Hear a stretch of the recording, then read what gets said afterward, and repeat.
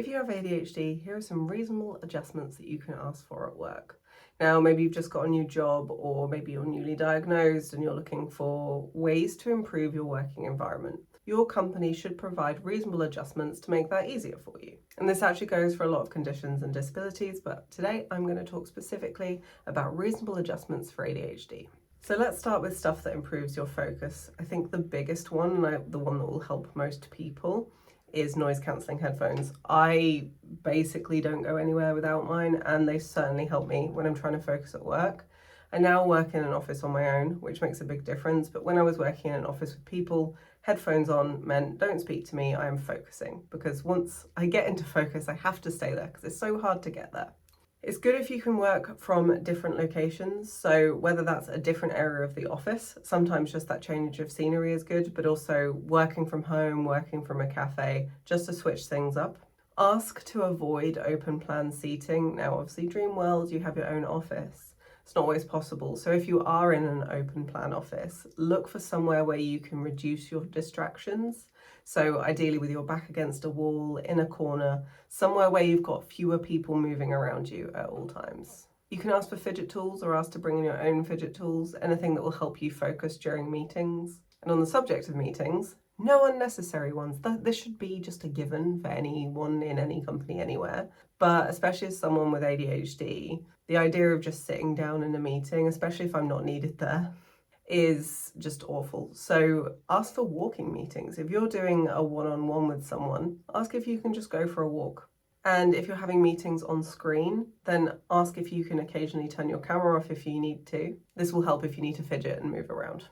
If you're struggling to get started on tasks, here are some reasonable adjustments you can ask for. Written instructions, not verbal, not, hey, can you please do this? Written instructions every single time. So whether that's on Slack, email, whatever, but make sure you get stuff written down. In big corporate companies, it's also really easy to fall into everything is urgent, everything must be done now. It's a reasonable adjustment for anyone to be able to ask for one priority at a time. What is the next thing that you should be working on? This will help avoid overwhelm. This is one that I think gets missed: body doubling. Being able to sit with someone who's doing the same or a similar task just to get you started. Working in that quiet environment, maybe with sprints of like 20 minutes to get started, have a small break, then do a longer 45-minute sprint. That works really, really well and could help other people in the office get stuff done too. And what about for those days when the executive function is low? Here are some things that you can ask for. Flexible start times. Sometimes I can jump up out of bed at 6 a.m. and want to get on with work. Sometimes, no, I am in bed until 9 a.m. and I cannot get out of bed. For example, this morning, woke up at 7:30, snoozing away, realised the cat was sleeping next to me, thought, oh, this is really nice. He doesn't do that very often, fell asleep again until 9. So flexible start times are really useful if your energy in the mornings is variable or you struggle to get started sometimes during the day. Ask for core working hours. So you might have to do a set amount of hours per day, but the company might want you to work for a specific amount of hours. So for a lot of companies, this is like 10 till 2, 10 till 3, something like that. But it means the hours before and after is where you can get in the rest of your time needed for that day. So if you are an early bird, or if you do prefer to work late, then you can.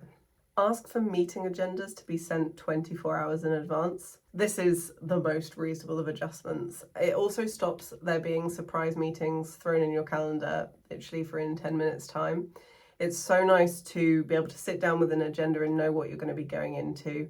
You don't always need to prep, but just I think it gives you so much more mental space to be able to sit down and go, okay, I know what this meeting's about. It also helps avoid RSD and being triggered by, hey, let's have a meeting, and you not knowing what it's about. So ask for a meeting agenda in advance. If you find a lot of information overwhelming, or you tend to forget stuff or miss details, here are some reasonable adjustments you can ask for.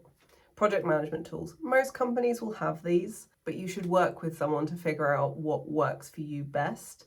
It's not always best to be shoehorned into a certain way of using a system if the way that you work is slightly different. So work with someone who knows that system in the company and find the way that works for you, rather than not using it at all or using it in a way that doesn't suit you.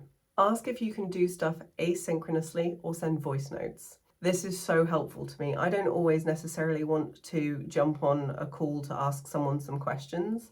It's so good for me if I can send them a list of questions and they'll reply via email, but I find people don't reply via email. So I always give them the option of sending me a video or a voice note. So this is something you can ask for from the people that you work with if you don't want to be on endless meetings. But it's also something you can ask for so you can then start sending those voice notes yourself. This is especially good if writing an email is a barrier to you for whatever reason, whether that's the executive function, perfectionism, whatever it might be. Send a voice note and make sure your company is on board with that and your colleagues know what to expect from you. It's also great to have captions on all meetings and get transcripts of all meetings as well, because this can help with processing after the fact. Having regular check-ins is also good, not so you're micromanaged, but so you can talk with your managers, your colleagues, the boss, whoever it might be, to check in where you're at, what needs to be done, what's at risk of getting missed. And it really does help you keep your mind on the things that need to be done each day or week, depending on your schedule. So working in an office, and especially working in a big corporate environment, I find can be very draining socially.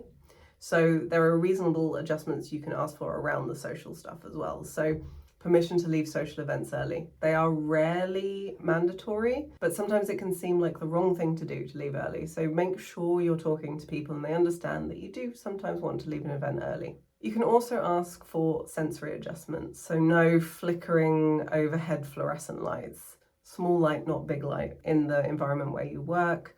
Obviously, the ability to work from home makes a big difference here as well. Having a quiet space for meetings, so your attention's not being pulled in all directions, can be really useful. And obviously those noise cancelling headphones that I spoke about earlier are a godsend, genuinely. You should also ask for the right to have a bad day without penalty. And I think this goes for anyone. So we're allowed sick days, and a lot of companies will now allow a mental health day, let's say. But often we can be present and doing our best and it's still not the best day. Your company and you need to understand that how we operate with ADHD isn't linear. Sometimes you might come into the office and you'll have an astounding day where you get more done than you could have thought you would be able to. And other days you're staring at your screen just wondering what your job is, how did you even get here, etc., etc. I'm sure you understand. You need a workplace that understands that. And in order for them to have access to your great skills and the way you can be efficient and the hyper-focus and the way you retain things, also comes with the trade-off of there are bad days sometimes. So your workplace should understand that they might have to flex around you sometimes. And the adjustment is simply not treating you like you're broken, that this is just the way you work and you need some flexibility sometimes. And I truly believe that this kind of goes for everyone in the workplace. And all of these reasonable adjustments don't just help people with ADHD. These reasonable adjustments will help everyone. Having a quiet working environment, giving them flexibility, allowing them to work remotely, this benefits the workforce as a whole. But if you have ADHD, you have every right to ask for these reasonable adjustments, and you should. If you found this video helpful, please like and subscribe and share it with your workplace. Let them be the ones being proactive, because they will benefit from this, because they will have a happier workforce and they will also be able to work with some of the most magnificent minds just by making a few reasonable adjustments. Thank you for watching. I'm Jess. I talk about being a woman, an entrepreneur, and having ADHD. So if you've enjoyed this, please like and subscribe, and hopefully I'll see you in the next one. Bye-bye.